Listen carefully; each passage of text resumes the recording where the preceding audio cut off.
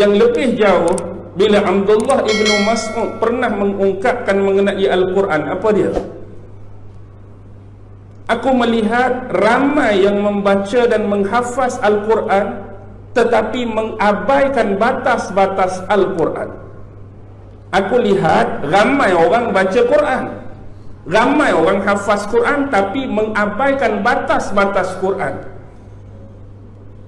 Jadi bila dipersoalkan apakah dia batas-batas Quran, yang dimaksudkan oleh Abdullah ibnu Mas'ud, ramai yang baca Quran, memahami Al-Quran, mengenal isi kandungan Al-Quran, tetapi akhlaknya tidak seperti Al-Quran yang dia baca.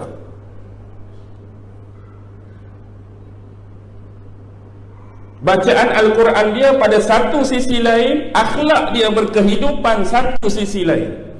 Ini membuktikan kepada kita bahawa yang dimaksudkan hak kita baca tu tak meresap pada adab, akhlak dan etika seorang pembaca Al-Quran. Bila kita keluar berkomunikasi, bermuamalah dengan masyarakat dan orang lain, tak sama seperti isi-isi Quran yang kita baca.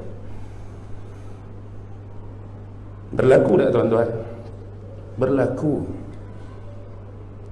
Kita baca Quran sedap, hurai Quran sedap, tapi secara jujur akhlak kita tak sama dengan Quran yang kita baca. Inilah orang yang melanggar batas-batas Al-Quran.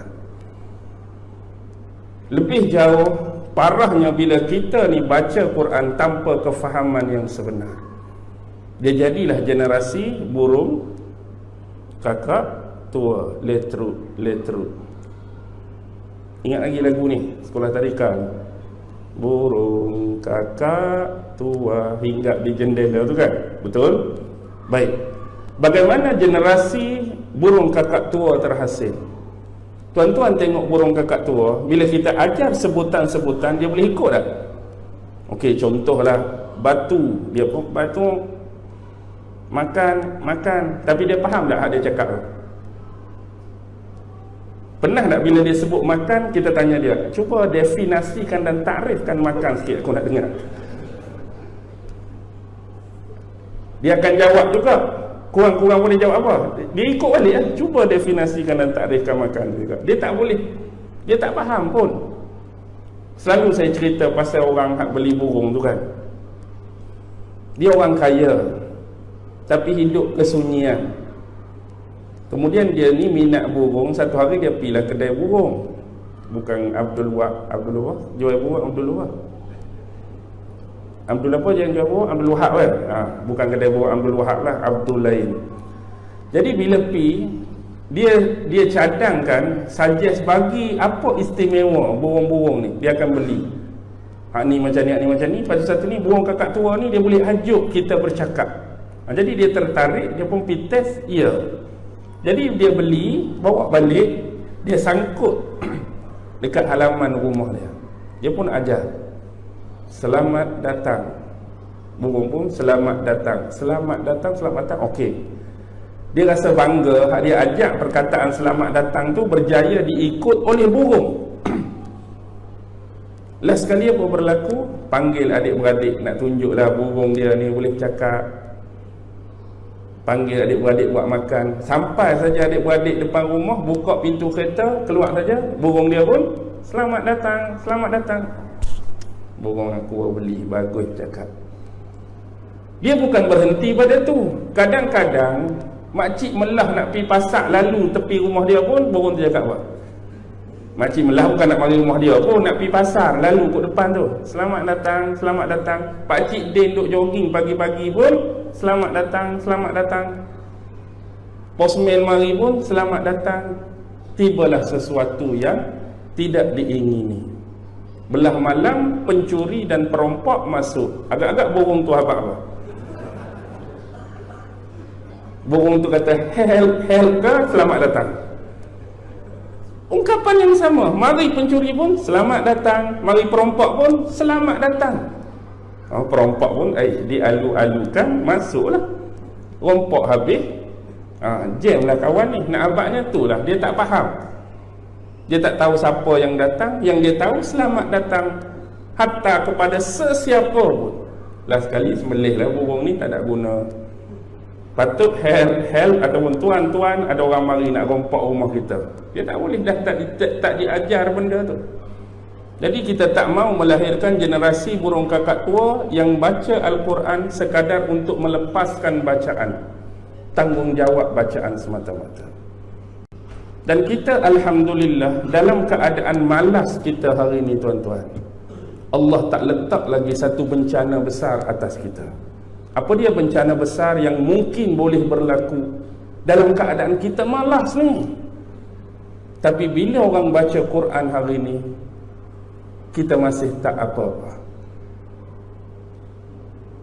Bila dengar bacaan Al-Quran, kita masih tekstual dia. Contoh, Allah berbicara mengenai bukit, Allah berbicara mengenai matahari. Sampai bila kita nak kenal gunung, bukit dan matahari selama mana kita masih lagi bersila depan Quran? Ketemu atau jumpa atau tidak matahari yang Allah cerita dalam Quran, selagi mana duk bersila depan Quran. Kita duk bersila depan Quran baca hari, nak kenal bukit, nak kenal bintang, nak kenal gunung, nak kenal apa, tapi duk bersila lagi depan Quran. Kenal ke tak bukit gunung? Tak akan kenal tuan-tuan. Konteks dia tutup Quran, bangun daripada bersila, keluar rumah, cari apa yang Allah sebut dalam Quran tadi. Allah sebut tadi apa? Matahari. Kena keluar rumah. Oh, ni matahari yang Quran sebut. Baru kita bertemu apa yang Allah sebut. Selagi duduk depan Quran, matahari ya. Apa benda matahari ni? Selesai ke tak masalah? Tak selesai. Gunung ni lagu mana? Tak akan selesai.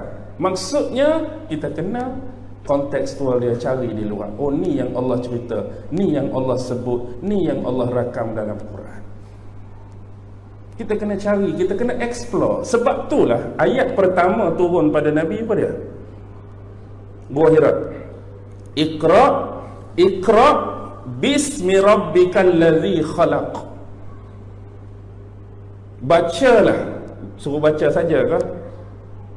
Iqra luas. Bacalah, selidiklah, kajilah, analisislah, observationlah, apa saja.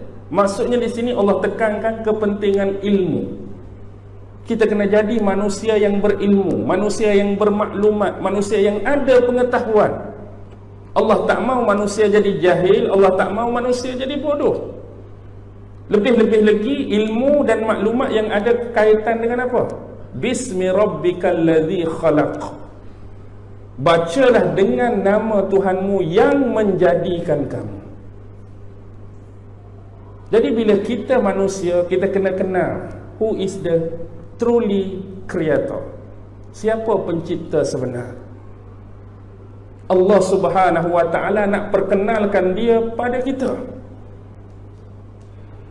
Secara hukum atas manusia adalah 5 benda tu kan. Wajib, sunat, harus, makruh. Tu atas manusia. Atas Tuhan berlaku tak hukum 5 ni? Tak berlaku, tapi sebab nak bagi orang mudah faham, kita guna ayat. Contoh selalu orang tua atau tok guru, apa hukum Allah buat kita? Sebenarnya tak ada hukum, tapi nak bagi faham. Apa hukum Allah buat kita? Wajib ke Allah buat kita? Wajib ke Allah buat kita? Kalau tak buat, tak boleh. Tak ada masalah pun kalau dia tak mau buat. Dia nak buat pun tak apa, tak mau buat pun tak apa. Tetapi kenapa Allah perlu buat kita? Allah perlu buat makhluk kerana nak membuktikan ketuhanan dia. Kepada siapa dia nak membuktikan dia ni kreator, dia ni Tuhan, dia ni pencipta, makhluk tak buat. Dia nak tunjuk kat siapa? Saya bagi mudah macam ni lah. Saya masuk dalam surau, duduk sini, pasang mic apa semua. Orang tak ada pun, saya seorang-seorang je. Assalamualaikum, hadirin hadirat semua. Kalau orang lalu tengok saya duduk lagu ni, orang kata apa dia? Orang kata syok sendiri, gila kok dia tu. Saya nak perkenalkan, saya pengurusi baru surau ni. Tak ada ni cerita saja. Kalau kita nak perkenalkan kita pengurusi baru, perlu ada duduk depan tu siapa? Orang-orang taman ni, Korea ni nak membuktikan kita pengurusi baru, tapi tiba-tiba tak ada orang. Jadi siapa yang nak percaya? Siapa yang nak dengar? Allah contoh, jangan jadi silap faham pula. Kata akulah Tuhan kamu. Makhluk tak buat, dia nak claim kat siapa? Nak dakwa dia ni Tuhan. Akulah Tuhan. Makhluk tak buat satu pun. Akulah pengurusi majlis, orang tak ada. Nak cakap kat siapa sebenarnya? Orang tak panggil, orang tak duduk depan kita. Bila orang duduk senang. Sayalah pengurusi baru. Penerimaan tu. Buat dah makhluk, ni makhluk yang makhluk, akulah Tuhan kamu. Jadilah. Sebab dah ada makhluk yang dicipta. Nak habaq kat kamu semua, kamu ni makhluk, siapa dia khalik? Aku Tuhan kamu, aku yang buat kamu. Okey. Ni tak ada buat makhluk, tapi nak claim. Nothing lah. Walaupun dia tu tak buat, dia tetap tu Tuhan, dia tak buat pun. Tapi nak membuktikan ketuhanan dia, dia buat makhluk. Jadi sebagai manusia yang diberi akal dan fikiran, nak membuktikan, meneguhkan dia tu Tuhan, dalam Quran segala maknika. Dia buat hujan, dia buat awan, dia buat bintang, dia buat apa. Nak suruh manusia tu berfikir benda tu bukan jadi saja-saja, bukan jadi semula jadi. Seperti mana kamu, alam-alam tu juga ada pencipta dia. Nak suruh manusia balik kepada siapa? Bismi Rabbik. Sebab tu dalam Quran, dengan nama Allah, kalimah yang dimulakan dengan ni, ia jadi tergantung. Saya pergi ke sekolah dengan basikal. Tiba-tiba ayat tu dengan basikal. Pening ke tak pening? Saya pergi ke sekolah dengan basikal, orang boleh faham. Buang kat depan tu dengan basikal. Allah, apa benda ni dengan basikal? Dengan nama Allah. Maksudnya di depan tu Allah gantung. Gantung apa? Kalau Allah nak tulis semua keperluan bagi manusia, Quran hak tebal ni jadi tebal ni. Kalau nak tulis semua. Jadi dia gantung di situ, bermaksud nak buat apa pun bismillah. Aku makan dengan nama Allah. Aku minum dengan nama Allah. Aku bekerja dengan nama Allah. Aku start kereta dengan nama Allah. Aku menulis dengan nama Allah. Aku beribadat dengan nama Allah. Aku berlari dengan nama Allah. Aku tukar baju dengan nama Allah. Kalau nak tulis semua hak manusia sebut depan tadi, agak-agak tebal mana? Makan, minum, berok, apa semua sekali tadi, agak-agak tebal mana? Jadi gantung di situ. Yang penting buat saja tu, ingat dia. Aku ni dengan nama Allah. Aku ni dengan nama Allah. Aku ni dengan nama Allah. Supaya manusia tak lari, sentiasa dekat, sentiasa ingat dia tu ada Tuhan, dia ada pencipta.